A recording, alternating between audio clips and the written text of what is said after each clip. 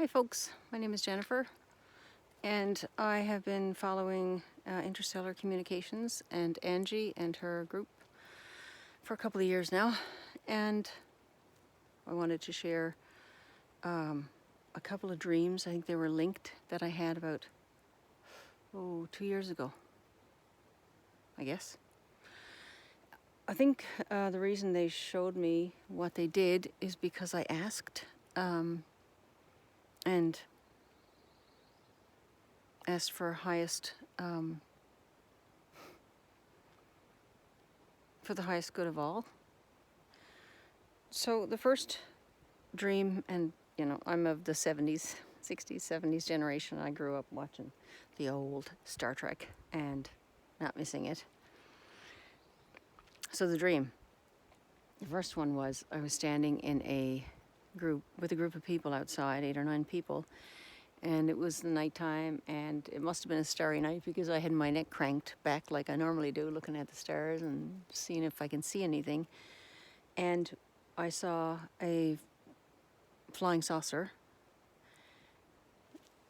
tracking back and forth the sky, coming closer towards us. And at that point, when I realized it was coming down, I got excited, and I'm looking around and people are still doing their thing, either looking in their phones or talking to each other, and nobody else sees it. So I'm frantically pointing and waving and jumping up and down, and it got to within probably 100 feet, 50 feet of me, not that far above my head. And when it did and stopped, all these different color lights came on and started circling around the bottom of it. And I am working out. Like, do you not see this, you guys? And nobody else saw it other than me. And shortly after that, I woke up. So that was the first one. And then the second was similar to it in that the saucer came down again, and this time the bottom opened out, ramp came down, and a woman who was much taller than me walked down the ramp, and she looked like she was probably in her maybe late 20s, 30s, long brown hair, humanoid, but probably 7 feet tall. And I was the only one there, and she leaned down like on the side, and she looked at me and smiled, and she said to me telepathically, "Do you want to come aboard?" And of course I said, yeah. So she took me, we both turned, and as we walked toward the ramp, she bent down and she took me by the arm, just like you'd help an old lady across the street. I was disgusted. Like, God, I could jump over your head. Well, maybe not her 7-foot head, but. So she took my arm and we walked aboard, and I went into the control room and looked at all these people sitting around doing their thing for the ship. And it looked much bigger inside than it did from the outside looking at it. So there was that. And then, of course, I woke up. But her face, and seeing her in this, perfect human health and condition, and what I got was, I got a sense that she was another version of me, or my group. It's pretty cool. The other off-world or off-planet experience that I had was again in dream state, and this one was of a flying saucer coming down toward the water, where I was sitting at a restaurant that had a balcony over the water, this little inlet area. And I put that one, I believe, that's on my YouTube channel, called The Flying Dutchman. And as the round ship came down, it morphed into like a pocket cruiser and went into the water. And in the pocket cruiser, I'll go this way as I'm talking to you. The pocket cruiser had portals in the sides where people were in there, humanoid, looking out at me on the dock. And I can't remember who it was, but the gangplank went out, and I was asked if I wanted to come aboard. And I went aboard, and someone met me. I think it was I remember that it was somebody that I knew or I recognized. But this particular one was probably 3 years ago or 4 years ago.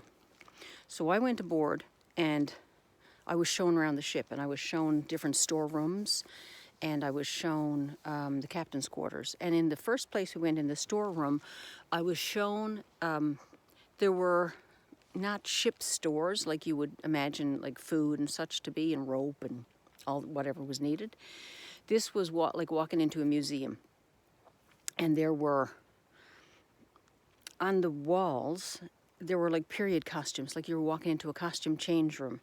And there was like long dresses. And I remember being amazed at the fabrics and things. Now I sew, so fabrics are a thing for me. I remember looking at like these gold, and the fabric looked to be velvet. And the person that was with me handed it to me and said, "Would you like to feel it and see what it is?" And it was like a cross between velvet and silk. This thing between, and it was a gold color fabric. And so I looked around at that for a while, and then in the corner, up in the corner, there was let's see what it was. It was an artificial leg made of wood. And it was it was like something you imagined that the first artificial limbs might have been made. Like, this was out of wood, and it had leather straps where you would attach it to either your clothes that you had on or your body. There was there was 3 or 4 straps around the top where you would attach it to the body.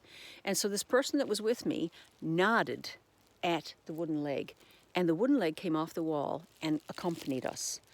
And we left that room. Oh my gosh, I just saw somewhere else. Okay, I gotta show you this after. Wow. Thank you. The wooden leg followed us, and I'm looking sort of behind. It's like a bit of something from a movie that, yeah, anyway. So, the wooden leg is following her, it's a woman, and I. And we go to the end of the hall, the end of the gangway, or this gangway hallway, and she knocks, and all of a sudden she opens the door and she says, "Okay, you can go in." And I go in, and with his back to me, sitting at a old wooden desk with, the lookout windows, like some kind of pirate galleon ship, is the skipper, or the captain of the boat.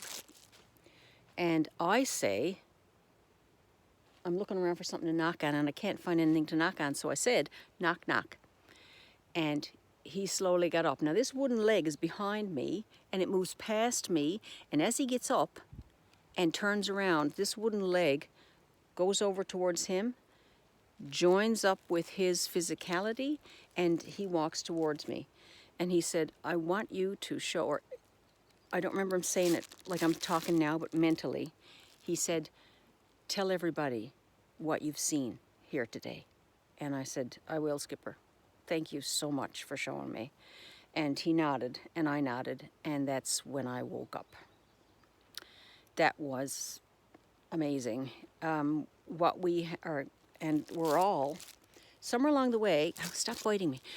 Somewhere along the way, we are all starting to, and we were told, it wasn't just me, we were told this, 2 or 3 years ago, that we'd all start having dreams of what there is beyond what we see with our eyes in this 3D world.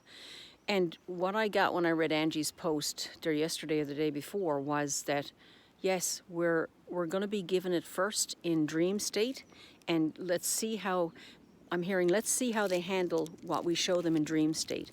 And then if they're able to handle more, they'll be given more.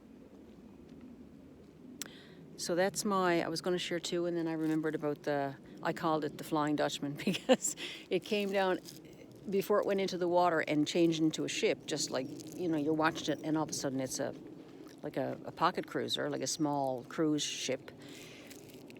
And it was an older design, or an older style, almost like a galleon style, but what I would call a pocket cruiser. It was round in the sky, and it was like they came down for a visit. So watch your dreams. That's how they're going to give us information that we may not be ready for in 3D. It's coming that way first just to gauge our reaction and to get us used to it. So have a fabulous day. Ask for this information to be shown to you. They probably won't give it to you unless you ask and you're ready for it. Take care.